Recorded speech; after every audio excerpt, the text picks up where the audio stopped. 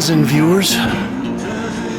It's a Thursday night and the holidays are over. We're going to run in here to DC Moore and look at an exhibition of paintings by Janet Fish titled Glass and Plastic, the early years 1968 to 1978.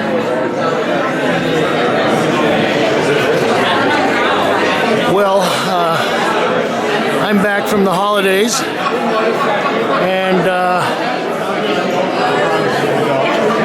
Chelsea pretty much closed down for the last 2.5 weeks or so,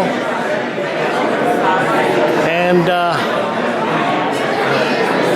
tonight is a kind of a big night for the new year, and there are probably about 7 or 8 other shows that I could have popped into, but I was working late in the studio, and when I looked at the listings of what was opening tonight, I thought that this would be maybe one of the more interesting and historical shows that I could have covered. Well, I think that Janet is actually an interesting painter because she really, in a lot of ways, is kind of exemplary in a period of painting that was a big change. This piece is titled Chinese Cabbage, 1968, 44 by 54 inches, and somehow this is kind of coming after Abstract Expressionism, but it was also about the same time that Minimalism kind of came in and sort of doctrinarily pushed everything that wasn't dealing with their kind of empirical, I don't know what you'd call it, totalitarianism aside. This piece is titled Mustard Pickles, 1970. Now, in a lot of ways, I think maybe this kind of relates to pop art, but it's almost even more kind of a quotidian references.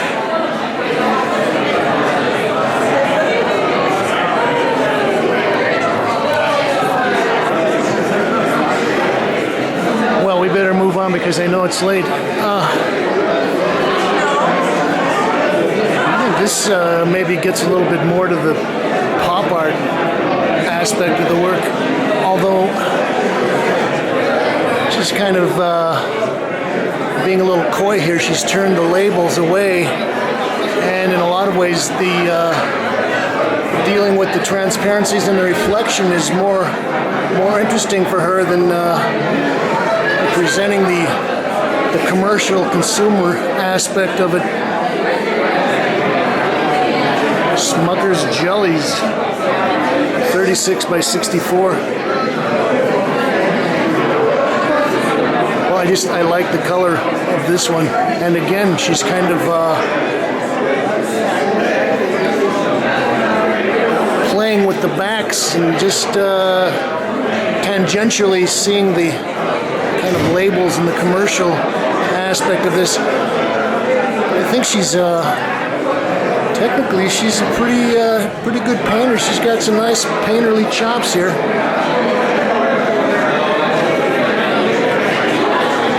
Stuffed peppers.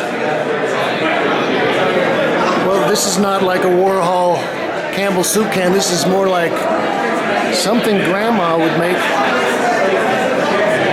But again, she's got a very nice surface, and well, she's using a lot of kind of toned down, almost Moriande type of colors. She's able to get a nice sharp sense to these forms. This piece is 1970, 59 by 57 inches. There's Janet right here.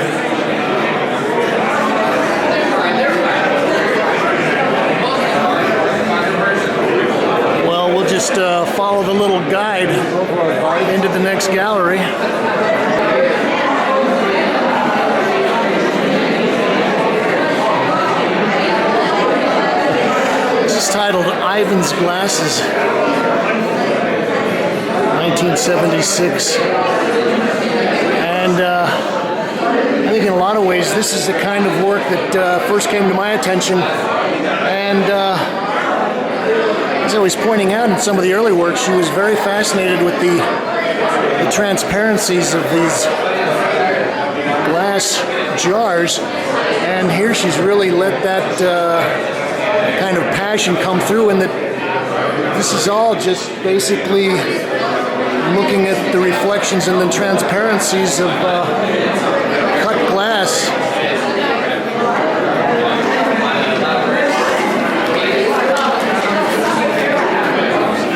Oh, this is a beautiful piece. It's titled Beer and Brandy Glasses.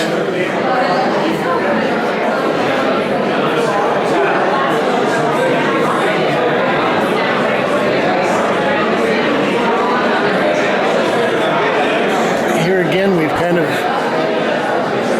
focused in just on these glasses and the reflection, and most of that has just been reduced down to linear brushwork, and it's almost kind of abstract, especially when you get up close and you just, the image kind of dissolves into just cross-hatching.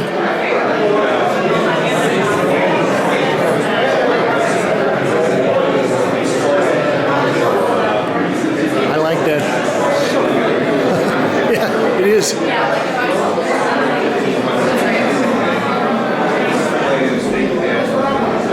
It's titled 300 Jars, 1975. And I think when you start to look at some of these pieces where she is really concentrating and developing the images of the reflection and the transparency, she really is infatuated with the effects of light.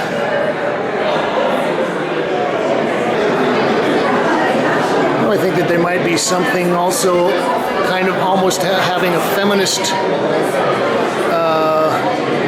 intention here with the kind of nurturing, the sweetness, the sustenance. But again, you know, beautifully painted, not overworked. Everything is kind of hit in a one shot. Now, one of the questions I would have is whether or not she was using photography or whether she was doing this just in front of these still lifes. It's titled Plantains in a Box, 1969. So this is going back about 6 years from the previous piece. But again, see, Janet's got a nice touch.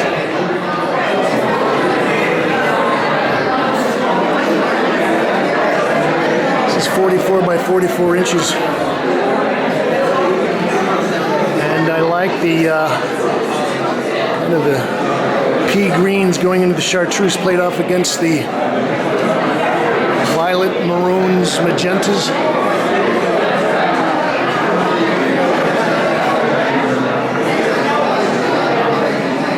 A fun piece. Box of 4 red apples, 1969 to 1970, 30 by 34 inches. And, well, the great thing about this is that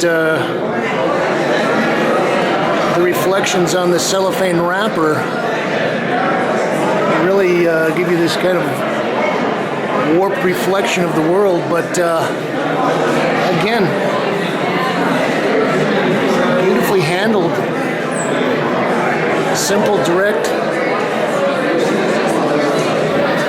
It's nice.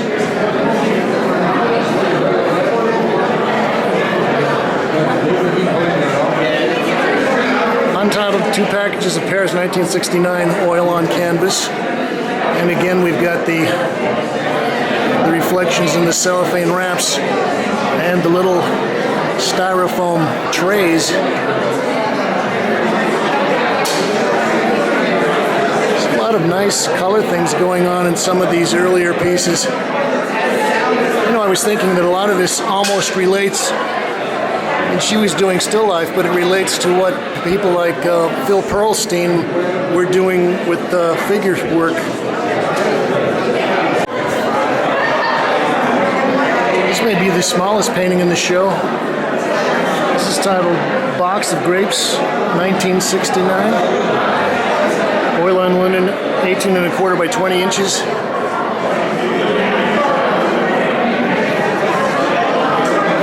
And, well, it's an interesting subject matter and great color, but in a lot of ways it's also very simple, very basic approach to still life.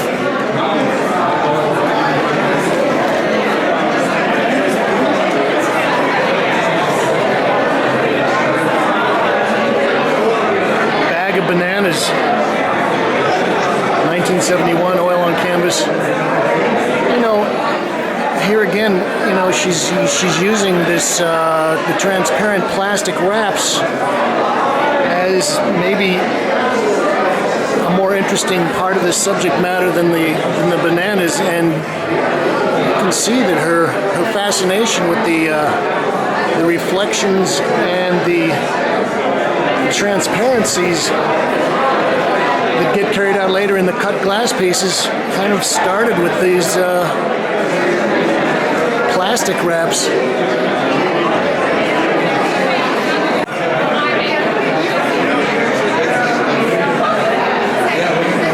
Well, this will always be a popular piece, at least in Manhattan. This is Majorska Vodka, 1971.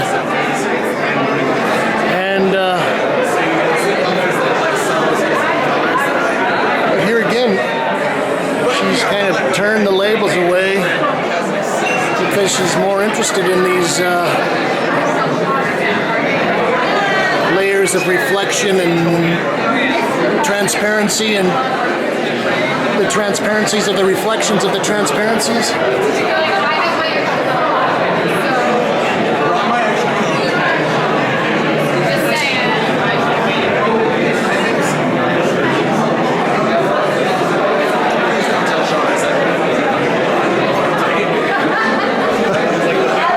That wasn't something that was left over after a hard night in the studio.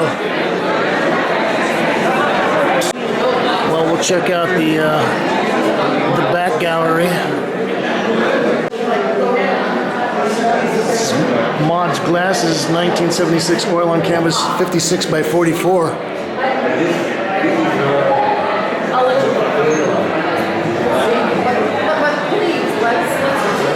You know, I think one of the other interesting things comparing the later works to some of the earlier works is that even the backgrounds have gotten to be more broken up, more built up of the cross-hatching. I just realized that a lot of these are still lives in front of her window, obviously, and it looks like it's Soho. If I'm not mistaken, it was 111 Prince Street. And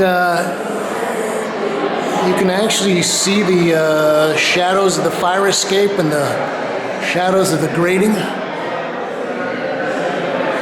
I think this one also has got views of some Soho real estate there.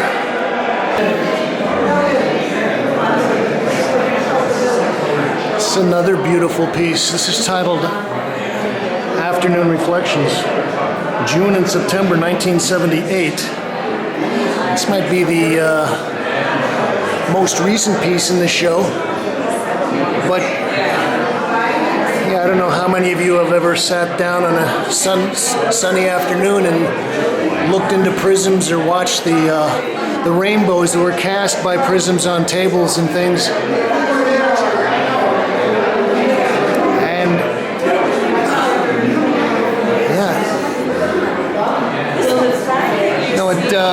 This work looks very abstract and kind of crunchy, fractured when you get up close, but when you step back, it looks totally natural.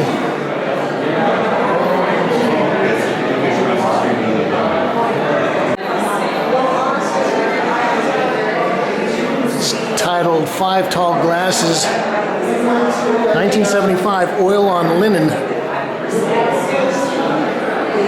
You know, I was thinking that in certain ways there's kind of a relationship between some of this work and what later became known as the pattern decorative. Not that Janet was intentionally working with grids and patterns and stuff, but because she was involved in kind of the everyday things that you might find around the house and some of the more, could I say, sensual, reflective, light bending and warping things, that she's ended up picking up patterns from the cut glass and tablecloths, wallpaper, things like that.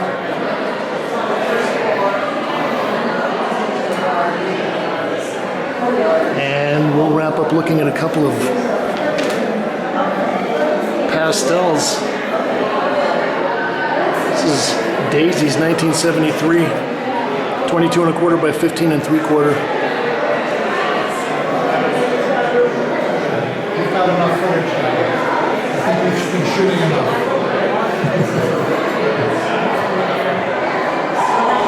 David Cap, are you a fan of Janet? A great fan of Janet Fish for decades and decades, and I'm mesmerized. She is wonderful. I'm mesmerized. I'm overwhelmed. You know, it's great to sort of see the progression in this work, because you can see from the late 60s into the mid 70s that she was looking at things reflected in plastic bags, and she got so involved in the way they're reflected, she sort of started getting in more and more into the glass, and then the cut glass, and then the cut glass on the mirror tables, and finally it's all just reflections and transparency. She certainly didn't sit still, did she? She did not. Fantastic painter. Nice to see you, David. Nice to see you. Okay. So this is Box of Peaches, 1972.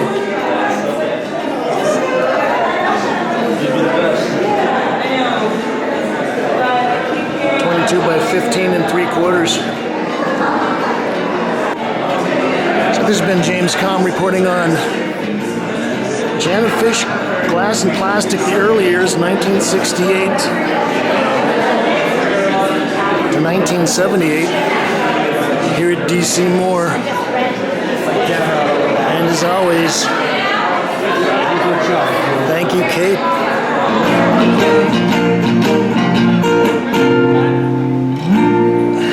Thank you. Lawrence Rush. Lawrence Rush. All right, thanks. That's him.